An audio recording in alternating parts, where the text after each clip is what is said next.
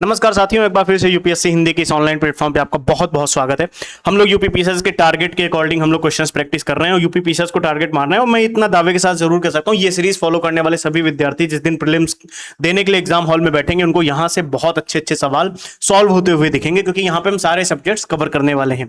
अभी हम लोगों की हिस्ट्री चल रही है, आज हमारा तीसरा टॉपिक चल रहा है वैदिक सभ्यता, जिसके हम लोगों ने 50 क्वेश्चन कल सॉल्व किए थे। आज फिर से हम लोग 50 क्वेश्चन सॉल्व करने वाले हैं। 50 नंबर तक के सॉल्व हो चुके हैं, 51 से हम लोग स्टार्ट करेंगे। विदाउट वेस्टिंग द टाइम मैं आपको दो चीजें बताना चाहूंगा। जो भी विद्यार्थी पहली बार इसी यूट्यूब पे चैनल पे आ रहे हैं वो टेलीग्राम चैनल जरूर ज्वाइन करें। वहां पे आपको डेली टारगेट्स दिए जाते हैं और इससे रिलेटेड सारी इंफॉर्मेशन भी मैंने वहां पे ऑलरेडी दे रखी है, आप वहां पे देख सकते हैं। और किसी को भी यूपी पीसीएस की प्रीलिम टेस्ट सीरीज को ज्वाइन करना है यूपीएससी हिंदी की, तो मैं आपको बहुत अच्छे से इंश्योर कर सकता हूं कि बहुत अच्छे अच्छे सवाल आपको डायरेक्ट कई बार एक्सप्लेनेशन से एग्जाम में देखने को मिले हैं, जो कि आराम से आप देख सकते हैं टेस्ट सीरीज में से। चलिए अब हम लोग चैप्टर स्टार्ट करते हैं और 51 नंबर क्वेश्चन से हमें करना है और 114 सवाल है इस वैदिक सभ्यता वाले चैप्टर में। चलिए बिना समय गवाए हम लोग इस चैप्टर को स्टार्ट करते हैं। मैं कैमरा इसलिए ऑफ रखता हूं ताकि लैग वैग ना हो, सारे क्वेश्चंस आपको प्रॉपर दिखते रहें। ठीक है, चलिए सवाल हमारा कह रहा है कि निम्नलिखित में से किसने आर्यों के आदि देश के बारे में लिखा। ये देखिए यहां पे लिखा हुआ है आदि देश के बारे में लिखा है। आर्यों के आदि देश के बारे में किसने लिखा है? तो शंकराचार्य ने नहीं लिखा है, एनी बेसेंट ने नहीं लिखा है, विवेकानंद जी ने भी नहीं लिखा है। इनके बारे में लिखा है बाल गंगाधर तिलक ने। ठीक है, आर्यों के आदि देश के बारे में लिखा और इनको यह कहना था कि आर्यों का आदि देश उत्तरी ध्रुव था। इन्होंने किसको बोला? उत्तरी ध्रुव को आर्यों का देश बोला। और ये इतिहासकारों में माना नहीं जाता, ये चीज आपको ध्यान रखनी है। जिस ग्रंथ में पुरुष मेध का उल्लेख हुआ है वो कौन सा ग्रंथ है? जिस ग्रंथ में पुरुष मेध का उल्लेख हुआ है वो कौन सा है? तो देखो इसमें आपको मैं बता देता हूं, ये पुरुष मेध क्या है। सबसे पहले आपको ये ध्यान रखना है, ये एक प्रकार का यज्ञ है। ठीक है, और ये जो है शुक्ल यजुर्वेद के शतपथ ब्राह्मण, शुक्ल यजुर्वेद के अंतर्गत एक ब्राह्मण ग्रंथ आता है जिसको बोला जाता है शतपथ ब्राह्मण। ठीक है, और एक कृष्ण यजुर्वेद है। ठीक है, और कृष्ण यजुर्वेद में एक ब्राह्मण बताया गया है, उसका नाम है तैत्रीय ब्राह्मण। ये चीज आपको ध्यान रखनी है, विच इज वेरी इंपॉर्टेंट, है ना। इनमें वर्णित है, यानी जो पुरुष मेध का उल्लेख कृष्ण यजुर्वेद में भी आप देखोगे और शुक्ल यजुर्वेद में भी आप देखोगे, इसलिए कंफ्यूजन वाला सवाल था थोड़ा। ठीक है, ये चीज आपको ध्यान में रखनी पड़ेगी। ठीक है, लेकिन ज्यादातर आप देखोगे इतिहासकार केवल शतपथ ब्राह्मण की ही चर्चा करते हैं और कृष्ण यजुर्वेद वाली चर्चा नहीं करते हैं। तो अगर आप लोग शुक्ल यजुर्वेद भी लगा के आओगे तो भी आपका आंसर सही माना जाएगा। शतपथ ब्राह्मण में उल्लिखित राजा विदेह माधव से संबंधित ऋषि थे। राजा विदेह माधव से संबंधित ऋषि कौन थे? तो इनसे संबंधित ऋषि का नाम क्या था? ऋषि गौतम राहुगण। ये आपको ध्यान रखना है। ठीक है, क्लियर है? क्लियर। अगला सवाल हमारा कह रहा है उत्तर वैदिक काल में निम्नलिखित में से किनको आर्य संस्कृति का धुर समझा जाता था? आर्य संस्कृति का धुर किसे समझा जाता था? तो आर्य संस्कृति का धुर समझा जाता था कुरु और पंचाल को। किसको समझा जाता था? कुरु एंड पांचाल को। आंसर क्वेश्चन इंग्लिश में क्या कह रहा है? In the later Vedic period which of the following were considered the hub of Aryan culture. ठीक है, यानी उत्तर वैदिक काल में अगर आप देखोगे तो नगरीय संस्कृति शुरू हो चुकी थी, है ना। तो कुरु पांचाल इस समय प्रमुख नगर भी बन चुके थे और ये नगर उत्तर वैदिक सभ्यता के प्रमुख केंद्र माने गए। धुर कह लो या केंद्र कह लो, कुछ भी कह सकते हो। ठीक है, गोत्र शब्द का सर्वप्रथम प्रयोग कहां हुआ? तो ये सवाल हम लोग कर चुके हैं। सबसे पहले इसका यूज हम लोगों ने ऋग्वेद में देखा है। ठीक है, और इसका मूल अर्थ क्या होता था गोत्र का? कोई अगर बताना चाहे, गोत्र का मूल अर्थ क्या होता था? गोष्ठ।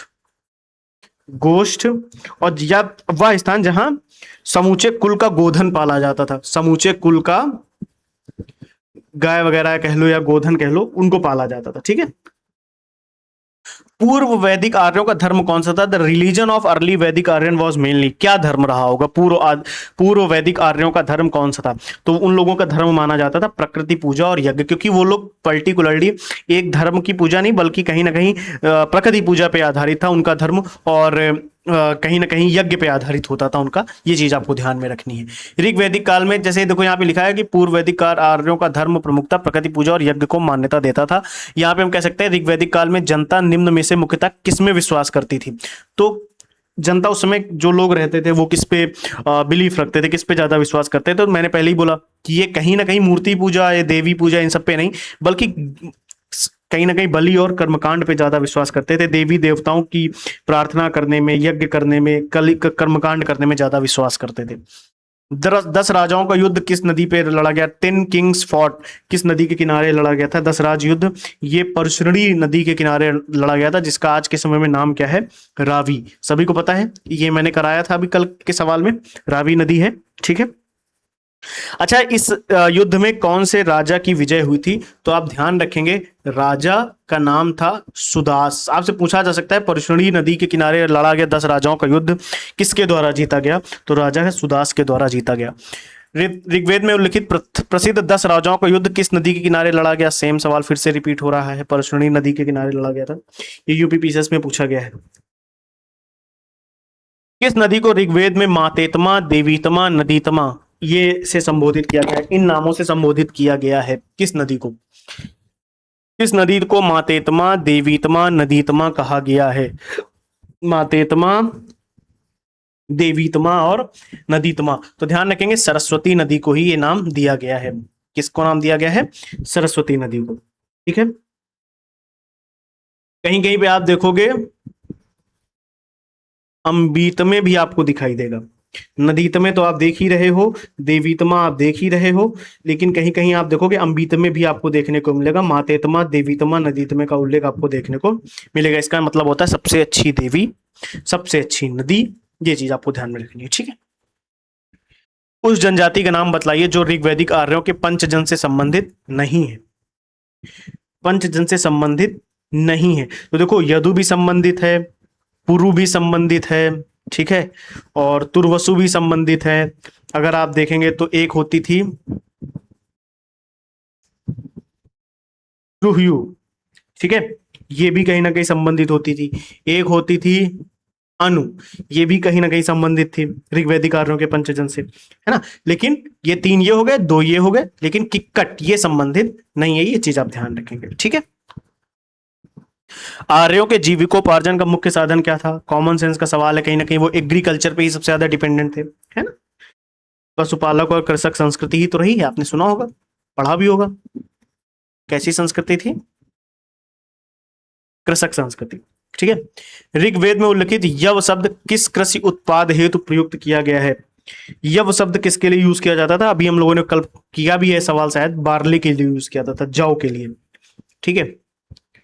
एक साइड आपको दिया गया है व्रीहि, मुद्ग, यव, इच्छु, एक साइड गन्ना, चावल, मूंग। तो कौन सा शब्द किसके लिए प्रयुक्त किया जाता रहा है? तो व्रीहि किसके लिए यूज किया जाता था? चावल के लिए। आप लोग याद रखेंगे, व्रीहि किसके लिए यूज किया जाता था? राइस के लिए। मुद्ग किसके लिए यूज किया जाता था? मूंग के लिए। किसके लिए यूज किया जाता था? मूंग के लिए। यव को हम किसके लिए यूज करते थे? जव के लिए। यव को किसके लिए यूज करते थे? जव के लिए। और इच्छु को किसके लिए यूज किया जाता था? गन्ने के लिए। किसके लिए यूज किया जाता था? गन्ने के लिए, विच इज वेरी इंपॉर्टेंट, ध्यान रखेंगे। क्लियर है? क्लियर, याद रखेंगे। ठीक है। ऋग्वैदिक पाणी किस वर्ग के नागरिक थे? किस वर्ग के नागरिक माने जाते थे? तो पाणी, जो पाणी होते थे वो ज्यादातर माने जाते थे व्यापारी वर्ग के, बिजनेस क्लास, ट्रेडर्स कह सकते हो। ठीक है। कई स्थानों पे आप इसका उल्लेख होता हुआ देखोगे, तो पाणी को हम वाणिज्य व्यापार से जोड़ के देखते थे। ठीक है। एक और है वेकनाट। वेकनाट, ये सूदखोर कहा गया है। इनको क्या कहा गया है? सूदखोर कहा गया। ऐसा शब्द लिखा हुआ तो क्या किया जाए? ठीक है। वैदिक युग में प्रचलित लोकप्रिय शासन प्रणाली कौन सी थी? तो लोकप्रिय शासन प्रणाली उस समय जो थी वो वंश परंपरागत राजतंत्र, वंश परंपरागत राजतंत्र था। ठीक है। वैदिक युगीन सभा, तो गांव के व्यवसायिक लोगों की संस्था थी, नहीं राज दरबार होता था, नहीं होता था, ये भी आपको ध्यान रखना है। राज्य के समस्त लोगों की एक राष्ट्रीय सभा होती थी, नहीं एक मंत्री परिषद टाइप की होती थी, काउंसिल ऑफ मिनिस्टर टाइप की बनती थी। यानी आपको पता होगा उसमें सभा बनती थी, समिति होती थी, है ना, आपको पता होगा, पढ़ा होगा। ये 2 संस्थाएं राजा की निरंकुशता पे कहीं ना कहीं नियंत्रण रखती थी। सभा जो होती थी वो कुलीन लोगों की होती थी, इसमें वृद्धजन लोग भी होते थे और उच्च कुल के लोग इसमें भाग ले सकते थे। ये चीज आपको ध्यान में रखना है। तो यानी ये 2 संस्थाएं होती थी जो राजा पे नियंत्रण रखती थी। यानी जैसे आज के समय में चेक्स एंड बैलेंसेस रखने के लिए सरकार पे चेक्स एंड बैलेंस रखने के लिए सेपरेशन ऑफ पावर थ्योरी लगाई गई और सेपरेशन ऑफ पावर में लेजिस्लेचर, एग्जीक्यूटिव और जुडिशरी बनाए गए और तीनों एक दूसरे पे चेक भी रखते हैं, कंट्रोल भी रखते हैं। सारी चीजें आपने देखी होंगी। सेम वैसे ही उस समय सभा और समिति होती थी, तो राजा पे क्या रखती थी, एक प्रकार का कंट्रोल रखती थी। आई थिंक ये पॉइंट क्लियर हो गया होगा, है ना। चलिए, किस वेद में सभा समिति को प्रजापति की दो पुत्रियां कहा गया है? किस वेद में सभा और समिति को प्रजापति की दो पुत्रियां कहा गया है? तो अथर्ववेद में सभा और समिति को प्रजापति की दो पुत्रियां अथर्ववेद में बताया गया है। ये चीज आप ध्यान रखेंगे। अगला सवाल हमारा कह रहा है, किस वेद में सभा और समिति को पृथक संस्थाओं के रूप में घोषित किया गया? किस वेद में पृथक संस्थाएं बताएगी? तो यानी पुत्रियों के बारे में बता दिया, सीधे अथर्ववेद के बारे में चीज कही, अथर्ववेद में चीज लिखी है, ठीक है। यानी अथर्ववेद में आप देखोगे सभा और समिति को अलग अलग संस्थाओं के रूप में बताया गया है, ठीक है। और इन दोनों संस्थाओं का उल्लेख ऋग्वेद में भी आपको देखने को मिलेगा, ऐसा नहीं है। ऋग्वेद में आप देखोगे, ऋग्वेद का जो 10वां मंडल है, ऋग्वेद के 10th मंडल में सभा और समिति का उल्लेख होता हुआ आप देखोगे, ठीक है। लेकिन ऋग्वेद में क्या हुआ है कि सभा और समिति की भूमिकाएं को स्पष्ट नहीं किया गया। यानी ऋग्वेद में आप देखोगे सभा की भूमिका और समिति की भूमिका को स्पष्ट नहीं किया गया और ना ही उन्हें संस्था के रूप में दिखाया गया। और हमें अथर्ववेद में क्या देखने को मिलता है कि एक श्लोक में सभा के बारे में लिखा हुआ है, एक श्लोक में सभा के बारे में और समिति को अलग अलग संस्थाओं के रूप में दिखाया गया। और प्रजापति की दो पुत्रियां भी कहा गया है, इन्हें दो संस्थाओं के रूप में भी बताया गया है और इनका सामाजिक और आर्थिक महत्व भी बताया गया है ऋग्वेद अथर्ववेद में, ठीक है। ऋग्वैदिक जनसभा को न्यायिक कार्यों से संबंधित थी। ऋग्वैदिक सभा जो न्यायिक कार्यों से संबंधित थी, वो सभा थी जो न्यायिक कार्यों से संबंधित थी, ठीक है। ऋग्वैदिक सभा में, ऋग्वैदिक काल में, वैदिक कालीन प्रशासन में भागदूत कौन अधिकारी होता था? भागदूत किसको कहते थे? तो भागदूत कहा जाता था राजस्व कर जमा करने वाले को। तो collection of revenue, tax revenue जो जमा करता था उसको क्या कहा जाता था? भागदूत कहा जाता था, ठीक है। क्लियर है। ऐसे ही एक होता था अच्छवाप, एक होता था अच्छवाप। ये पता क्या करता था? ये द्यूत अधिकारी होता था, द्यूत अधिकारी, द्यूत अधिकारी, ठीक है। आय व्यय का गणना वणना किया करता था, ये चीज आपको ध्यान रखना, ठीक है। आयुर्वेद अर्थात जीवन का विज्ञान, ये उल्लेख किसमें मिलता है? तो इसका उल्लेख हमें अथर्ववेद में मिलता है, सभी को पता होगा, है ना। ऋग्वैदिक धर्म कैसा था? अब फिर से देखो वही सवाल आ गया, ये कैसा धर्म था बताओ? बहुदेववादी, बिल्कुल सही बात। क्योंकि एक देवी देवता पे भरोसा नहीं करते थे, वो दुनिया भर की चीजें किया करते थे। ऋग्वेद जो सूक्त हैं वो किसको समर्पित हैं? जो हाइम्स हैं या सूक्त हैं ऋग्वेद के, वो किसको समर्पित हैं बताओ? इंद्र को। Very good. वो किसको समर्पित हैं? इंद्र को समर्पित हैं। बहुत बढ़िया, बहुत बढ़िया। मतलब ज्यादातर आप देखोगे कि 250 सूक्त तक किसको समर्पित किए गए हैं? इंद्र को समर्पित किए गए हैं, ठीक है। लोकप्रिय देवता माने जाते थे। और 200 सूक्त किसको समर्पित हैं? 200 सूक्त समर्पित हैं अग्नि को और 250 सूक्त किसको समर्पित हैं? इंद्र को, ठीक है। इसे ऋग्वेद में युद्ध का देवता समझा जाता था, तो युद्ध का देवता भी इंद्र को ही समझा जाता था। ये आप ध्यान रखेंगे, वेरी इंपॉर्टेंट सवाल है, पूछा गया यूपीपीसीएस में। ऋग्वेद में सर्वाधिक संख्या में मंत्र हैं किसके बारे में? तो इंद्र के बारे में सबसे ज्यादा मंत्र हैं, लेकिन यहाँ पे इंद्र का नाम नहीं दिया गया, तो कौन आ जाएंगे? अग्नि, ठीक है। अग्नि के बारे में सबसे ज्यादा मंत्र कहे गए हैं, ठीक है। सर्वाधिक संख्या में किसके बारे में कहे गए हैं? इंद्र के। लेकिन अगर इंद्र ऑप्शन में नहीं है तो आप अग्नि लगा के आ सकते हैं, क्योंकि अग्नि को 200 मंत्र बताए गए हैं। फिर अगला सवाल हमारा कह रहा है, ऋग्वेद के सर्वाधिक मंत्र किस वैदिक देवता को समर्पित है? यहाँ इंद्र की बात जिक्र हो गया, तो हम क्या टिक करके आएंगे? इंद्र टिक करके आएंगे, ठीक है। चलिए, अगला सवाल कह रहा है, वैदिक देवता इंद्र के विषय में निम्नलिखित कथनों पर विचार कीजिए तथा नीचे दिए गए कूट से सही उत्तर चुनिए। वो झंझावात के देवता थे, बिल्कुल सही है। बारिश वारिश करते रहते थे, है ना। स्टॉर्म लेके आते, पापियों को दंड देते थे, नहीं ऐसा कुछ नहीं है। नैतिक व्यवस्था के संरक्षक थे, नहीं। वो कहीं ना कहीं रेनफॉल के देवता माने जाते थे, यानी he was the God of rain. यानी पहला और चौथा हमारा सही हो जाएगा, डी ऑप्शन इज करेक्ट, ठीक है। टाइम वेस्ट नहीं करना है, जितनी जल्दी हम बोल रहे हैं सवाल सुनिए ध्यान से और साथ में प्रैक्टिस करते चलिए। अदरवाइज आप कहीं और जाएंगे तो 100 क्वेश्चन 30 क्वेश्चन प्रैक्टिस कराने में 2 घंटे तक ले लेंगे आपके। यहाँ पे देखिए कितनी तेजी से हो रहा है। निम्नलिखित में से पूर्व वैदिक आर्यों को सर्वाधिक लोकप्रिय देवता कौन सा था? सर्वाधिक लोकप्रिय देवता कौन सा था? तो सर्वाधिक लोकप्रिय देवता जो माना जाता था वो इंद्र ही माने जाते थे, क्योंकि सबसे ज्यादा सूक्त इन्हीं के बारे में लिखे गए हैं। अगला सवाल हमारा क्या कह रहा है, वैदिक देवमंडल में निम्न में से कौन देवता युद्ध का देवता माना जाता था? सेम सवाल रिपीट, इंद्र आंसर हो जाएगा कि नहीं हो जाएगा? है ना। इन्हें कहीं कहीं देखोगे आप पुरंदर शब्द यूज किया गया है। पुरंदर मतलब हो जाता है किलों को तोड़ने वाला, किलों को तोड़ने वाला। ठीक है, इसके बारे में भी उनके बारे में कहा गया है। कहीं कहीं भी आप देखोगे ऋग्वैदिक आर्यों के संदर्भ में बहुत प्रतापी राजा भी माने जाते थे, देवता भी माने जाते थे, आर्यों के युद्ध नेता के रूप में भी इनको कहा गया है। और इन्हें कहीं कहीं पे आप देखोगे, मैं एक वर्ड लिख रहा हूं, इसको याद रखना, अगर कहीं एग्जाम में आ जाए तो आप किसके बारे में लगा के आओगे, वृत्तासुरहंता। वृत्तासुरहंता, ये वृत्तासुर नामक राक्षस का वध किया था उन्होंने, इस वजह से इनका नाम पड़ गया वृत्तासुरहंता। ये इंद्र का ही नाम है। एक नाम और आप ध्यान रखिएगा, पुरभिद, ये भी एक नाम है। ठीक है, एक नाम है सोमापा। सोमापा, सोम का अत्यधिक पान करने वाले। ठीक है, एक नाम था इनका सतकृति। पुरंदर भी सुना होगा आप लोगों ने, सतकृति नाम भी इनका जाना जाता था। ठीक है, ध्यान रखेंगे, दीज आर द नेम्स जो पूछा जा सकता है आपसे। 800 से 600 ईसा पूर्व का काल किस युग से जुड़ा है? तो ये काल जो जुड़ा है वो जुड़ा है सूत्र युग से। ब्राह्मणों के ग्रंथ प्रणयन, ये सारी चीजें आप देखोगे छठवीं से, तो ये आप थोड़ा सा ध्यान रखेंगे, सूत्र युग की यहाँ पे बात की जा रही है। ठीक है, गायत्री मंत्र किस पुस्तक में हमें मिला है? बहुत इंपॉर्टेंट सवाल है ये, यूपी पीसीएस में भी पूछा गया है, बीपीएससी में भी पूछा गया है। ये गायत्री मंत्र किस वेद में उल्लिखित हमको मिलता है? तो ऋग्वेद में आप देखोगे हमें गायत्री मंत्र का उल्लेख होता हुआ दिखेगा। और गायत्री मंत्र को किसने लिखा है? विश्वामित्र जी ने लिखा है। और ये किसको समर्पित है? सव्वित, सव्वित ऐसे कह सकते हो, सवित्र, सवित्र, सूर्य देवता इनको बोला जाता है। क्या बोला जाता है? सूर्य देवता। और ये ऋग्वेद के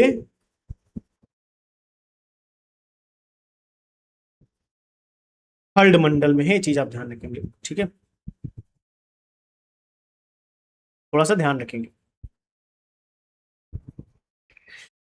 अगला सवाल कह रहा है किस गायत्री मंत्र के नाम से प्रसिद्ध मंत्र सर्वप्रथम किस ग्रंथ में मिलता है? तो सेम सवाल रिपीट हो गया है, सी आंसर हमारा सही हो जाएगा यहाँ पे। गायत्री मंत्र की रचना किसने करी थी? अभी देखो हम लोगों ने आपको बताया है, गायत्री मंत्र की रचना किसने करी है? विश्वामित्र जी ने करी थी। क्षत्रियों वर्णों के उपनयन संस्कार में किस मंत्र का संपादन का प्रावधान था? तो त्रिष्टुभ मंत्र। कौन सा मंत्र? त्रिष्टुभ मंत्र का यूज किया जाता था। किस मंत्र का यूज किया जाता था? त्रिष्टुभ।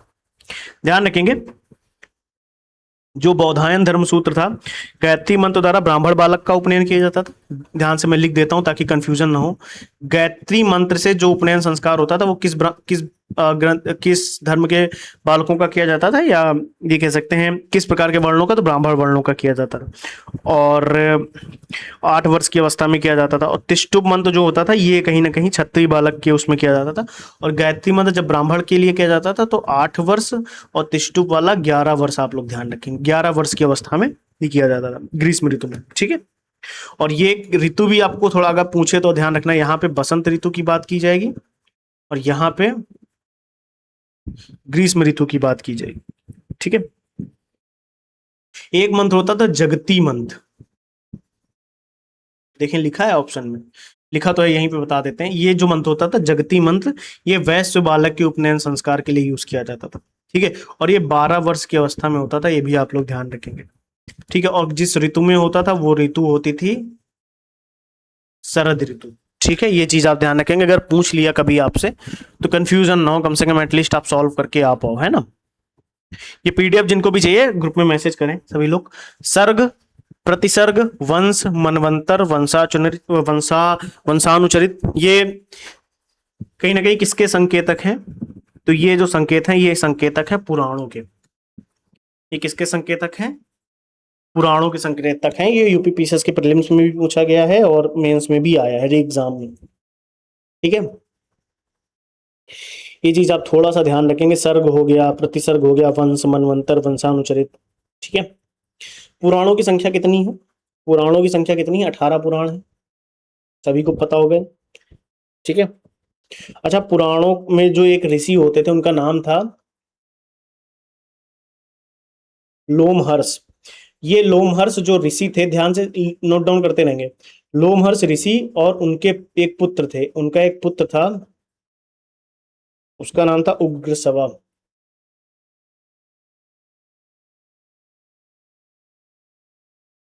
इसका प्रवर्तक माना जाता है। ठीक है,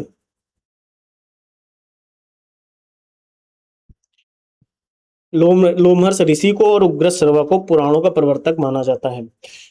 अगला सवाल कह रहा है कि उपनिषदों में कोई नीति कथा नहीं है, तो बेटा ये ऑप्शन तो हमारा क्या हो जाएगा, गलत। ऐसा नहीं है, उपनिषदों में कहानियां नहीं, यम नचिकेता संवाद जैसे आप लोगों को एग्जाम्पल पता होगा।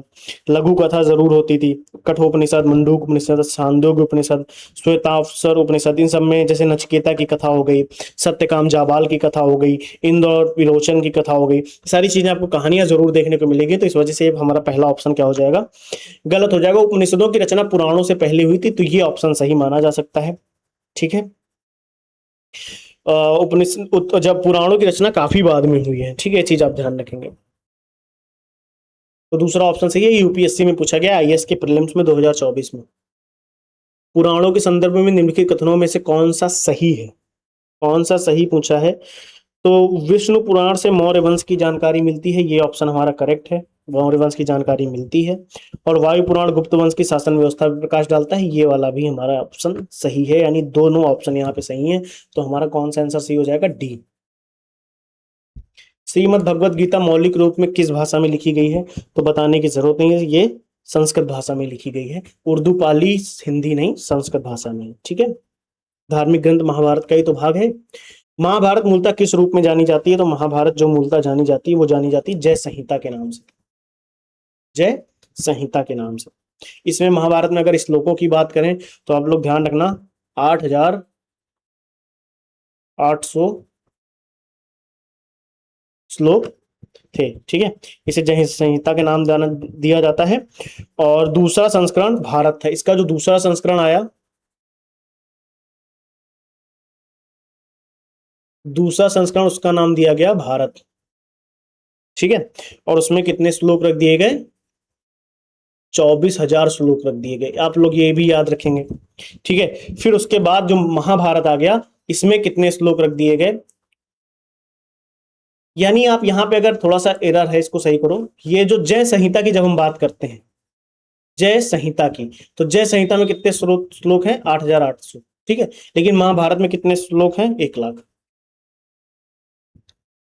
ठीक है, इसको सत सहस्त्र संहिता के नाम से भी जाना जाता है, सत सहस्त्र संहिता। क्या कहते हैं, सत सहस्त्री संहिता। क्लियर है, चलिए। सत साहित्य संहिता उपनाम किस से संबंधित है, तो ये तो महाभारत से ही संबंधित है, बताने की जरूरत नहीं। अभी देखो हम लोगों ने देखा ना, समुद्र मंथन हेतु किस सर्प ने रस्सी के रूप में स्वयं को प्रस्तुत किया था, तो उस सर्प का नाम था वासुकी। क्या नाम था, वासुकी, सभी को पता होगा तो, है ना। किस काल में अछूत की अवधारणा स्पष्ट रूप से सामने आई, उद्धत हो चुकी थी, तो धर्मशास्त्र के समय में। किस काल में, तो धर्म, इन द पीरियड ऑफ धर्मशास्त्र। ठीक है, सत्यमेव जयते किस उपनिषद से लिया गया है, तो सत्यमेव जयते जो लिया गया है वो मंडूक उपनिषद से लिया गया है, मुंडको उपनिषद। ठीक है, सत्यमेव जयते मुंडको उपनिषद से लिया गया है, और ये इसका मतलब होता है सत्य की ही विजय होती है। सत्यमेव जयते शब्द कहाँ से लिया गया है, फिर वही चीज देखो, सेम सवाल रिपीट हो रहा है, मंडूक उपनिषद, मुंडक उपनिषद। भारतीय प्रतीक पर उत्कीर्णित सत्यमेव जयते लिया गया है, फिर सवाल रिपीट, बहुत बार ये सवाल पूछा गया, इंपॉर्टेंट सवाल है, इसीलिए आप बार बार देखोगे रिपीट होता हुआ। देखो, तमसोमा ज्योतिर्गमय, ये कथन कहाँ का है, तो ये कथन उपनिषदों से लिया गया है, ये चीज आप ध्यान रखेंगे, उपनिषदों से। और भी अगर उपनिषद की बात करें तो बृहदारण्यक,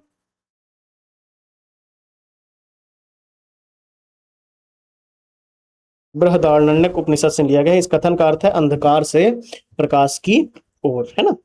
अगला सवाल हमारा कह रहा है, कौन सा एक ऋग्वैदिक युग से संबंधित नहीं है, तो घोषा, अपाला, गार्गी, ये तीनों नाम आप ध्यान रखेंगे। जैसे घोषा हो गया, अपाला हो गया, विश्ववारा हो गया, ये तीनों ऋग्वेद के सूक्त या मंत्रों की वो मानी जाती हैं।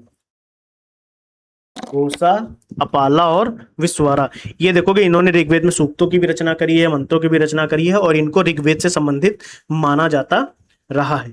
लेकिन जो गार्गी हैं, ये इनका प्रमुख संवाद आपको देखने को मिलेगा उपनिषदों में। इनका प्रमुख संवाद आपको उपनिषद में देखने को मिलेगा, बृहदारण्यक। उपनिषद में आपको ज्यादातर देखने को मिलेगा। याज्ञवल्क्य के साथ इनका संवाद देखने को मिलेगा, जो कि ऋग्वेद के बाद का ग्रंथ है, यानी उपनिषद तो ऋग्वेद के बाद ही आए हैं, तो इसमें आंसर हमारा क्या हो जाएगा, गार्गी। किस उपनिषद में याज्ञवल्क्य और गार्गी का प्रसिद्ध संवाद मिलता है, तो अभी देखो हमने बताया बृहदारण्यक उपनिषद, ठीक है। अभी देखो अपन ने देखा किस उपनिषद का शाब्दिक अर्थ है सफेद घोड़ा है, ओ इनमें से कोई नहीं, क्योंकि कठोपनिषद, छांदोग्य, तैत्तिरीय, ईसोप, ये नहीं होता है।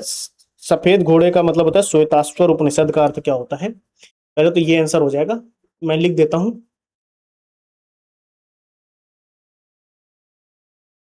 श्वेताश्वर, श्वेताश्वर उपनिषद, ठीक है, सफेद घोड़ों द्वारा खींचा गया, इसका मतलब होता है सफेद घोड़ों द्वारा खींचा गया।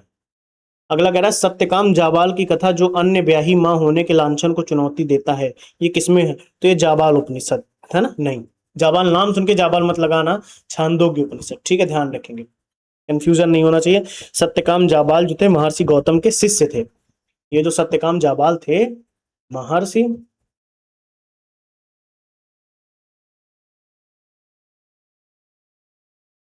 महर्षि गौतम के शिष्य रहे हैं, ठीक है। इनकी माता का नाम जाबाला था। सत्यकाम जाबाल की कथा जो अन्य ब्याही मां होने के लांछन को चुनौती देता है, छांदोग्य उपनिषद में हम लोगों को मिलती है। ऋग्वेद की मूल लिपि किस भाषा में थी, तो वो मूल लिपि ब्राह्मी लिपि थी। कैसी लिपि थी, ब्राह्मी।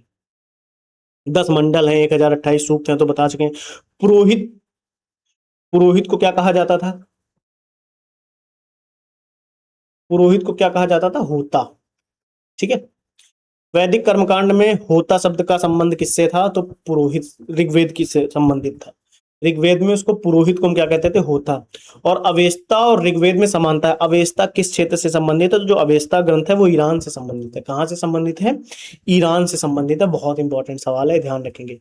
अवेस्ता जो है ये कहां से संबंधित है, ईरान से संबंधित है। इनमें कुछ भाषिक समानताएं थी, ये चीज आपको ध्यान रखनी है। वैदिक काल में किस जानवर को अघन्या माना गया, तो अघन्या किसको कहा जाता था, गाय को। बहुत इंपॉर्टेंट सवाल, अघन्या किसको कहते थे हम लोग, गाय को कहते थे। यूपीपीएसएस में सवाल आया है, ठीक है। उस समय जो गाय की हत्या करता था उसको मृत्युदंड या देश से निकाल दिया जाता था। अघन्या शब्द यूज हुआ है गाय के लिए। अघन्या, फिर सवाल आ गया, गाय के लिए यूज हुआ है, सेम सवाल रिपीट है, कोई बताने की जरूरत नहीं है। ऋग्वैदिक कालीन आर्यों और सिंधु घाटी के लोगों की संस्कृति के बीच अंतर क्या था। ऋग्वैदिक कालीन आर्य कवच, हेलमेट का उपयोग करते थे, जबकि सिंधु घाटी सभ्यता के लोगों में इनके उपयोग का कोई भी साक्ष्य नहीं मिलता है। बिल्कुल सही बात है, वो लोग लोहे से परिचित थे ही नहीं। ऋग्वैदिक कालीन आर्यों को स्वर्ण, चांदी और ताम्र का ज्ञान था, जबकि सिंधु घाटी को केवल ताम्र और लोहे का ज्ञान था। नहीं, उनको लोहे का ज्ञान नहीं था, तो पहला दूसरा सेकंड हमारा गलत हो जाएगा। ऋग्वैदिक कालीन आर्यों ने घोड़े को पालतू बना लिया था, जबकि इस बात का कोई साक्ष्य नहीं है कि सिंधु घाटी के लोग इस पशु को जानते थे। देखो ये चीज आपको थोड़ा सा कंफ्यूज करेगी, कहीं कहीं कहीं आपको देखने को मिलेगा कि घोड़े को वो जानते जरूर थे लेकिन पालतू नहीं बना पाए थे। ये चीज आपको ध्यान रखनी है। तो इसमें से केवल और केवल हम पहला सही मानेंगे, घोड़े को जानते तो थे ही वो लोग, है ना। देखो ऋग्वैदिक कालीन में वो लोग कहीं ना कहीं घोड़े को पालतू बना लिया था, बात सही है। सिंधु घाटी सभ्यता के विभिन्न स्थलों में घोड़े के छोटे छोटे आपको साक्ष्य देखने को मिलेंगे, इस वजह से तीसरा स्टेटमेंट गलत आपको देखने को मिलेगा, ठीक है। ऋग्वैदिक काल के प्रारंभ में निम्न में से किसे महत्वपूर्ण मूल्यवान संपत्ति समझा जाता था, तो गाय को, क्योंकि गाय को क्या कहा जाता था, अघन्या, ठीक है। ये चीज ध्यान रखना, बहुत इंपॉर्टेंट है। सिंधु घाटी सभ्यता कैसी थी, उत्तर वैदिक समाज कैसा था, ऋग्वैदिक समाज कैसा था, मध्यकाल कैसा था, ये सवाल है। सिंधु घाटी सभ्यता हमारी नगरीय सभ्यता थी, बताने की जरूरत नहीं है। उत्तर वैदिक समाज जो हमारा था वो कृषक समाज था, हम लोग जानते हैं। ऋग्वैदिक समाज हमारा कैसा समाज था, वो एक चारागाह समाज था। और जो मध्यकाल था उसमें जमींदारी प्रथा आपको देखने को मिलेगी, है ना, ये चीज थोड़ा ध्यान रखेंगे। प्राचीन भारतीय समाज के प्रसंग में निम्नलिखित शब्दों में से कौन सा शब्द 30 शेष 3 के वर्ण का नहीं, कुल, वंश, कोश, गोत्र, बताओ। प्राचीन भारतीय समाज के प्रसंग में कौन सा शब्द शेष 3 के वर्ग का नहीं है, तो जो कोश है ये कहीं ना कहीं कुल, वंश, गोत्र, एक परिवार, फैमिली, व्यक्ति से संबंधित है। कोश तो धन होता है ना। अगला सवाल कह रहा है संस्कारों की कुल संख्या कितनी है, तो संस्कारों की कुल संख्या 16 है। कितनी है, 16 संस्कार है। धर्म गौतम धर्म सूत्र में इसकी संख्या 40 भी बताई गई है। मनु ने कहीं ना कहीं स्मृतबाल की जो बात की जो स्मृतियां आई उनमें 16 संस्कार बताए गए हैं जो आज भी प्रचलित हैं। अगला सवाल, जीविकोपार्जन हेतु वेद वेदांग पढ़ने वाला अध्यापक क्या कहलाता था?